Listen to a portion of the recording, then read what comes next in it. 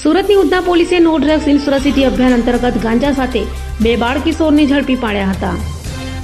Surat police commissioner Anupamsinh Gehlot દ્વારા no drugs in Surat city અભિયાન ચલાવવા આપેલી સૂચનાને લઈ અધિક પોલીસ કમિશનર બલરામ મીણા, નાયબ પોલીસ કમિશનર કાનન દેસાઈ અને ઇન્ચાર્જ મદદનીશ પોલીસ કમિશનર જાડેજાની સૂચનાને લઈ ઉધના પીઆઈ એસ.એન. દેસાઈ અને જે.એસ. જાંબરેની ટીમ પીએસઆઈ એચ.ઝેડ. પટેલના માર્ગદર્શન હેઠળ પેટ્રોલિંગમાં હતી ત્યારે અનાર્મ પોલીસ કોન્સ્ટેબલ જીવનદીપ સિંહે બાતમીના આધારે ઉધના ભાટેના એલન પાર્ક સોસાયટી પાછળ ખાડી રસ્તે M4 માર્કેટ જતા રસ્તા પરથી 2 બાળ કિશોરને ઝડપી પાડી તેઓ પાસેથી 4,54,000નો ગાંજાનો જથ્થો કબજે કરી તેઓ વિરુદ્ધ કાયદેસરની કાર્યવાહી હાથ ધરી હતી. ઉધના પોલીસ સ્ટેશનમાં ગઈકાલે એક NDPSનો ગુનો દાખલ કરવામાં આવ્યો છે.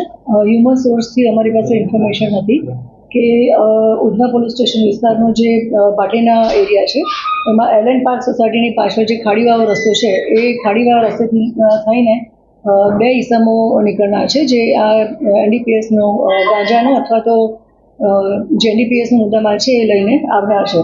જે ખાડીનો પાછળનો રસ્તો છે ત્યાંથી M4 માર્કેટ તરફ 2 અજાણ્યા ઈસમો આવતા હતા. આ ઇન્ફોર્મેશનના આધારે પોલીસે કાર્યવાહી કરી બંનેને રાઉન્ડઅપ કર્યા અને જે એમની પાસે મુદ્દામાલ હતો એ ચેક કરતા ગાંજો મળી આવ્યો હતો જેની કિંમત આશરે 4,62,000 રૂપિયા છે અને એ જથ્થો છે 9 કિલો 200 ગ્રામ જેટલો. જે બંનેને રાઉન્ડઅપ કર્યા છે અને પૂછપરછ કરી તો એ બંને બાળ કિશોરો છે જે કાયદાના સંઘર્ષમાં આવનાર છે, જેઓ મૂળ બિહારના છે અને બિહારનો રોશન કુમાર જે સીતામઢીનો છે એણે આ મુદ્દામાલ NDPSનો ગાંજો એમને આપ્યો હતો અને કહ્યું હતું કે ઉધના વિસ્તારમાં જઈ અને હરિનગર સોસાયટી છે, હરિનગર વિસ્તાર છે, ત્યાં બબલુ કુમાર કરીને હશે એમને એને માલ આપવાનો છે. તેઓ બંને સવારે કાલે ટ્રેનમાં બિહારથી જ આવ્યા હતા અને હ્યુમન સોર્સથી જે અમારી પાસે ઇન્ફોર્મેશન હતી એના આધારે આખો કેસ કરી નાખવામાં આવ્યો છે અને કાયદાના સંઘર્ષમાં આવેલા જે 2 કિશોર છે એમને પણ અમે આગળની કાર્યવાહી કરી છે અને જે આરોપી બાકી છે એમને પણ અમે અટક કરીશું.